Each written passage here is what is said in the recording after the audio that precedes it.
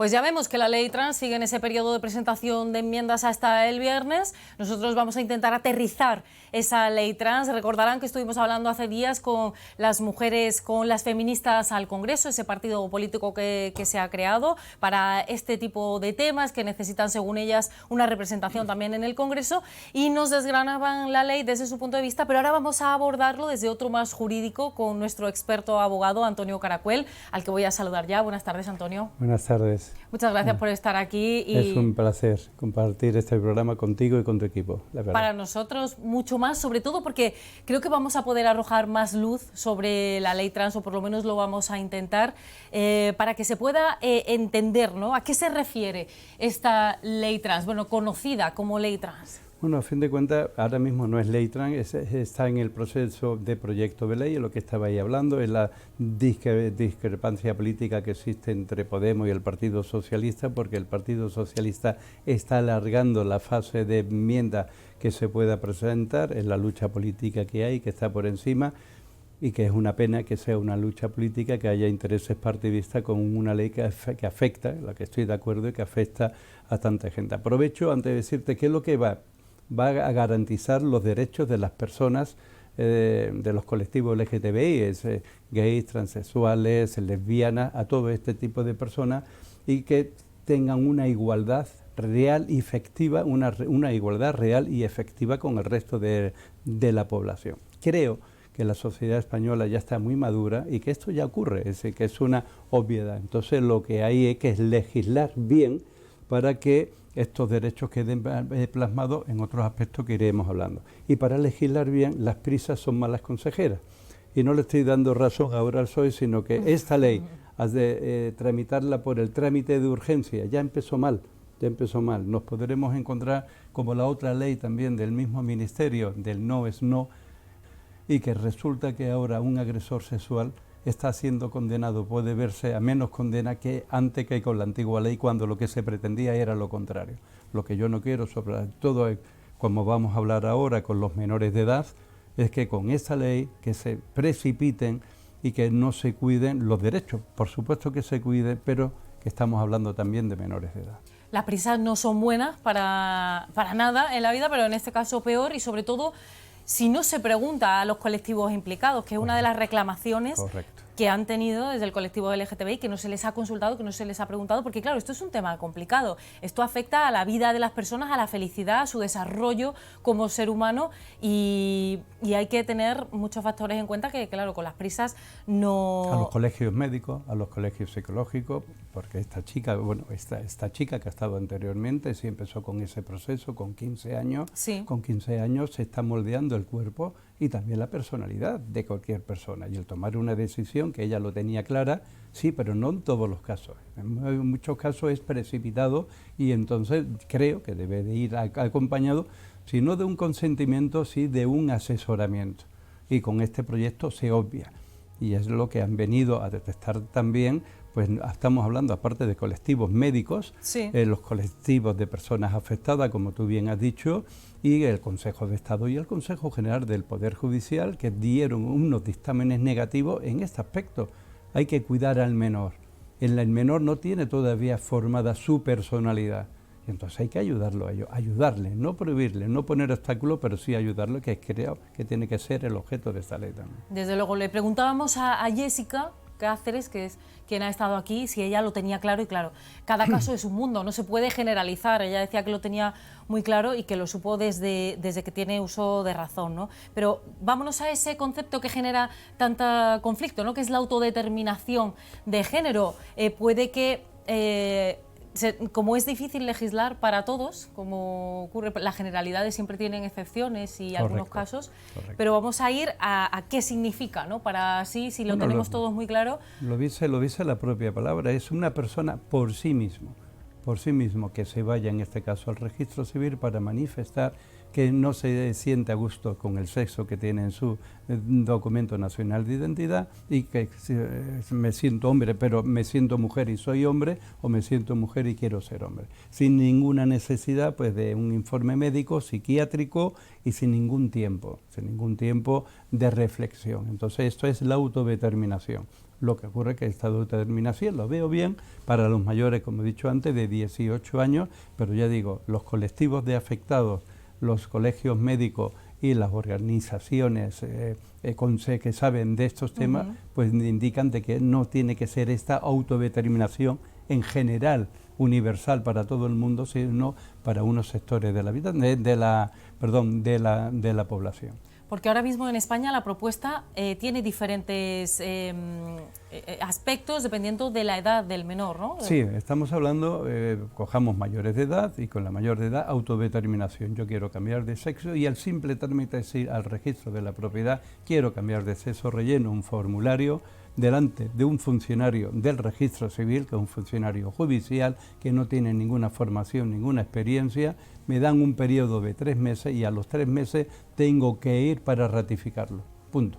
Eso es lo que hay para mayores de 18 años. No necesitan informe médico, ni psiquiátrico, ni hormonarse, si no lo quiere la persona que se quiera hormonar, con lo cual estoy de acuerdo.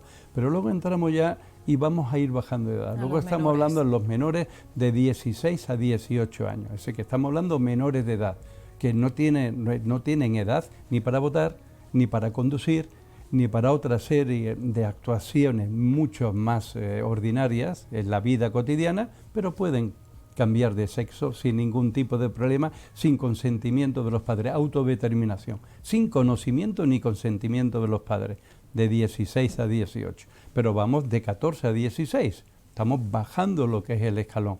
Y en este caso tampoco se pide ningún tipo, lo que ocurría con esta chica, con esta persona, ningún tipo de informe psicológico, porque a lo mejor es una moda, que no hay dos casos iguales, o a lo mejor ha sido un capricho, y entonces hay que haya de un psicólogo, de un médico, que se le informe y un periodo de reflexión antes de estarlo. No, de 14 a 16 años basta solamente con el consentimiento de los padres, nada más. El menor de 14 a 16 y el consentimiento de los padres. Y solo en el caso de que haya discrepancia entre ellos, entonces acudirá al juzgado a un defensor judicial que sea el que decida. Pero vamos a más, todavía de 12 a 14 años. Ahí estamos hablando de adolescentes, que todavía, bueno, pues depende del caso, pero los preadolescentes... Claro, estamos hablando de 12 a 14 años, aquí, menos mal, y ahora veremos la legislación comparada, aquí de 12 a 14 años, pues sí, se necesita ya de autorización judicial. E incluso para menores de 12 años pueden cambiar el nombre, pero no el sexo en el registro civil. Dice que estamos hablando de una variedad de un chico, de un niño de 11 años, hasta un adolescente de 17 años, cuando en el resto de países no es así. ¿Cómo es en el resto de países? Porque claro, nos dará una perspectiva más amplia y con más aristas también de cómo pues mira, se trata de los en países el resto de nuestro del mundo. entorno, de toda Europa, de los 27 países de la Unión Europea, solamente 9 tienen regulado este derecho. Es decir, ni Francia, ni Alemania, ni el Reino Unido, ni Italia, ninguno de los grandes países, de las grandes potencias lo tiene. Lo tiene Portugal, lo tienen los países nórdicos, Finlandia, lo tiene Noruega, lo tiene Bélgica, lo tiene Malta, pero en todos estos países, lo tiene Luxemburgo, pero en todos estos países, salvo Noruega, que es un país que lo tiene, que es el más abierto como España, pero que no entra en los menores de 14 años, oye, que se queda de 16 a 18 años, si nosotros vamos mucho más, el resto sí que pide un informe médico y un informe psicológico aparte de la autorización de los padres. Tanto estamos hablando ya de 16 a 18, de 14 a 16 ni lo recogen. Se necesita una edad mínima de 16 y un informe médico y un informe psicológico. Y en algunos países la autorización judicial también para ello. Y en algunos países un periodo de reflexión.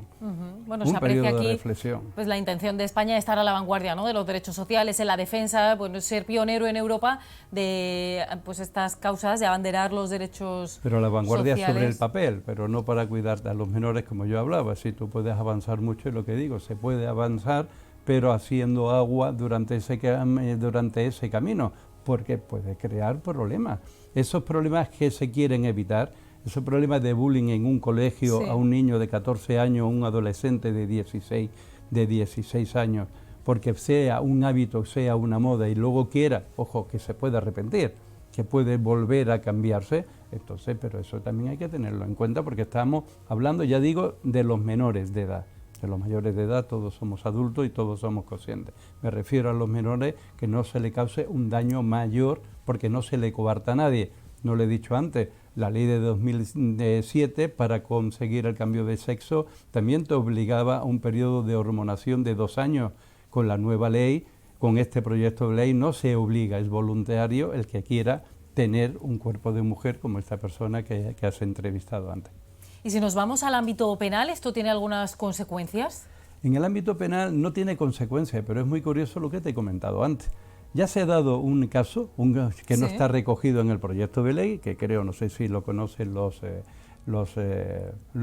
espectadores, de una persona que se había cambiado, un hombre que se había cambiado de sexo a mujer y ya está inscrito en el registro civil como mujer y después le ha agredido a su exmujer.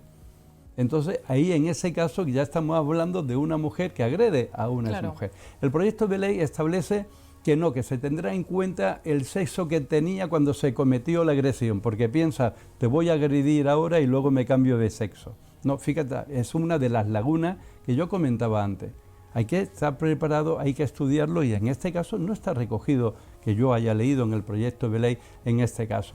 Las diferencias sí son importantes porque estamos hablando con cualquier tipo de agresión de estas características, pues va a conllevar pena de cárcel, pero sobre todo cuando estamos hablando de personas del mismo sexo y estamos hablando de violencia de género, agresión del marido a la mujer y no de violencia doméstica, que sería de la mujer al marido, o de 2 mujeres o de 2 hombres, pues estamos hablando de la patria potestad que se pueda tener sobre los niños. Pero en este aspecto sí que habría que también tenerlo muy en cuenta. Y luego, pues claro, también en el día a día va a generar algunos conflictos o problemas que se resolverán sobre la marcha, pero como en los baños de los colegios, de los institutos, etcétera, etcétera. Creo que Antonio tendrá que venir en otra ocasión, porque aquí ya se nos está acabando el tiempo y esta ley al final tiene mucha amiga. Igual cuando se apruebe o no, según cuando lo que queráis, pase. estoy a vuestra disposición. Yo cuando estaba hablando con vosotros y con el equipo de un tema de actualidad y hablábamos de la ley trans, ya se está quedando obsoleta porque ahora estamos hablando de la reforma del Código Penal para rebajar las penas de sedición.